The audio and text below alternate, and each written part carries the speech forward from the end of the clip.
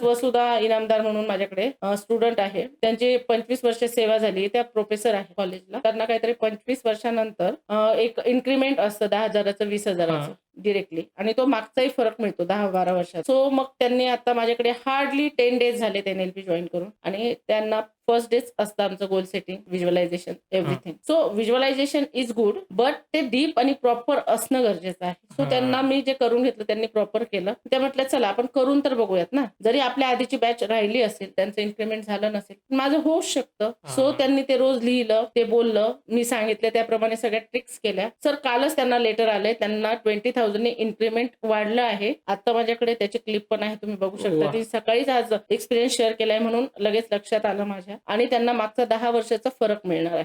वाह! क्या बात है! म्हणजे काय की तुम्ही जर दृढ असला तर तुम्हाला 2 दिवसात पण रिझल्ट्स येतात आणि जर तुम्ही कन्फ्यूज असला तर तुम्ही आयुष्यभर कन्फ्यूजच असता.